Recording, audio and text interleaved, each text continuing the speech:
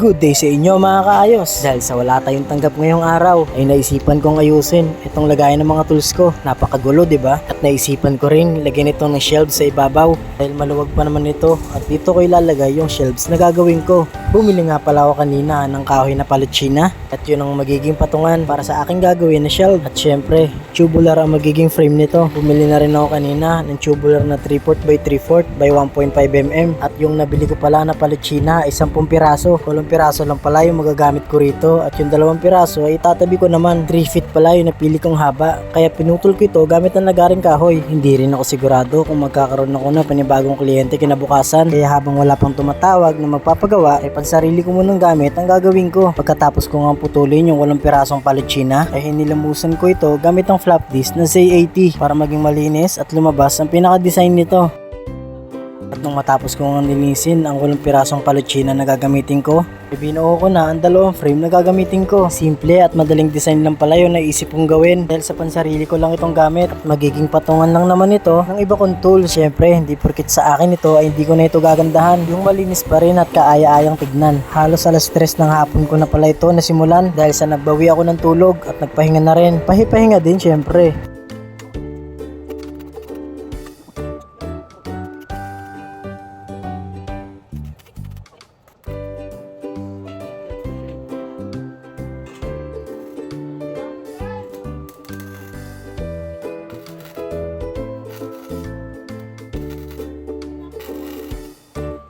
Pagkatapos ko nga buuin yung 2 frame na nagawa ko, ay nagputol ako ng 16 na pirasong flat bar at winelding ko ito. 8 piraso kada frame, bawat isa rin pala nito ay may nakaabang na nabutas. Dito ako maglalagay ng tornilyo na magiging tibay at kapit para sa ikakabit ko ng mga palatsina. At tatapos ko na yung 2 frame na ginawa ko. Pipinturahan ko na lang ito kinabukasan. Ipinagpabukas ko na lang pala ang pagpipintura dahil sa may dapat pa pala akong asikasuhin. Hindi ko naman ito minamadaling gawin dahil sa akin lang naman ito. Kaya kung may importante at kailangan akong gawin ay inihinto ko ang paggawa nito. Kinabukasan nga ay pagkatapos kong mag-almusal ay pinahiran ko na ito ng epoxy primer gray. Mabilis lang pala itong matuyo dahil sa may halo itong catalyst. So ayan, at malapit na akong matapos.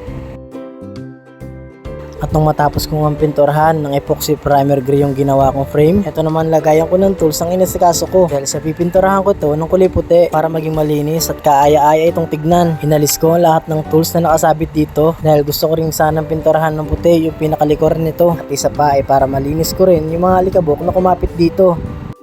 At pagkatapos ko nga tanggalin yung pinakalagayan ng mga tools ko, pininturahan ko na ng itim yung frame na ginawa ko. Pagkatapos ko nga itong pinturahan, ay susunod kong pinturahan ng puti yung lagayan ng tools ko. Gaya nga ng sabi ko kahapon, hanggat walang kumukontak na kliyente sa akin at wala akong importante at kailangang unahin, ay pagpapatuloy ko ang paggawa ko nito. Pero sana may kumontak na dahil mahirap din kapag ilang araw na walang pumapasok na pera. So ayan, natapos na.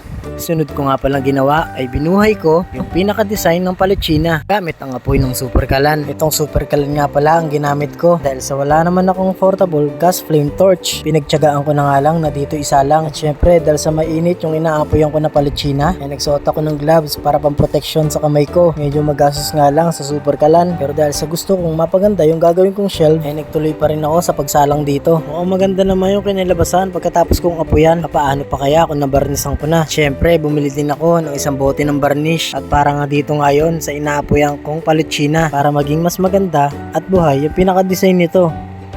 Kinabukasan ko na nga pala ito itinuloy dahil sa may biglaang lakad pala kaming mag-iina. Family bonding kumbaga. Kaya kinaumagahan pagkatapos kong mag-almusal ay pinunasan ko na ito ng barnis at nung unang pahid ko pa nga lang ay nagandahan na ako. Nung nabili ko kasing barnis ay napaka-brown ng kulay kaya akala ko matatakpan yung pinaka-design ng palatsina. Kaya ang linis at ang ganda pala ng kinalabasan. Kaya itinuloy ko na ang pagpahid ko rito. May natira pa akong barnis sa pinaka-bote nito. Check na magagamit ko pa yon sa mga susunod kong lalagyan. So ayan at patapos na ako. Napakaangas tol. Wow! Handa na siyang ikabit sa pinaka-frame.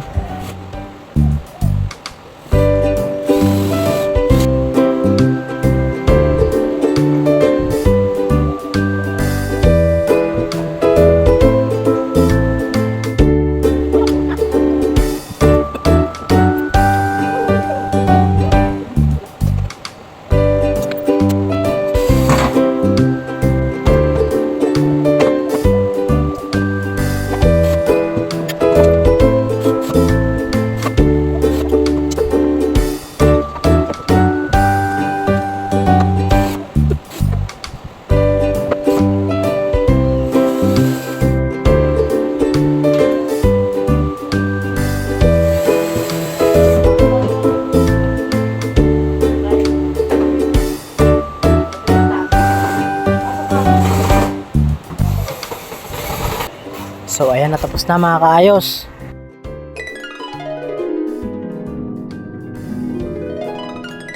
Napakaangas tol. Sa mga gusto pa lang magpagawa ng ganitong shelf, mangyaring i-PM nyo lang po ako. At syempre, budget meal pa rin para magkaroon ng maraming customer. Medyo di na pala ako natutuwa dahil 3 araw na akong walang trabaho. Natawa na lang At hanggang dito na lang mga kaayos. Maraming salamat po sa panonood.